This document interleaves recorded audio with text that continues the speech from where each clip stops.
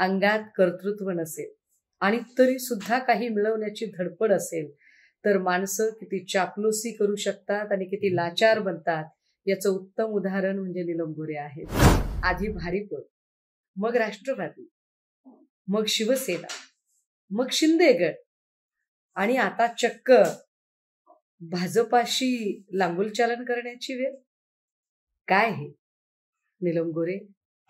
कोण होतात तुम्ही आणि काय झालात तुम्ही? आज संघ मुख्यालयामध्ये नीलम गोरे गेल्या आणि त्यानंतर त्यांना पत्रकारांनी विचारलं की तुम्हाला कसं वाटतंय?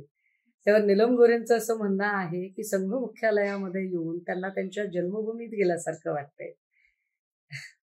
अंगात कर्तृत्व नसेल आणि तरी सुद्धा काही मिळवण्याची धडपड असेल तर माणसं किती चापलुसी करू शकतात आणि किती लाचार बनतात याचं उत्तम उदाहरण म्हणजे नीलम गोरे आहेत.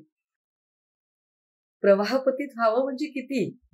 उपसभापतीपद धोक्यात आलंय म्हटल्यानंतर आपल्याला भाजपकडून पुन्हा एखादे काही राज्यपाल पद किंवा अजून काही मिळू शकतं का या अपेक्षेने संघ मुख्यालयावर जाऊन इतका सगळा म्हणजे विचारांशी द्रोह करणं. आधी भारिप, मग राष्ट्रवादी, मग शिवसेना, मग शिंदे गट आणि आता चक्क भाजपाशी लांगुलचालन करण्याची वेळ. काय हे नीलम गोरे? कोण होतात तुम्ही आणि काय झालात तुम्ही?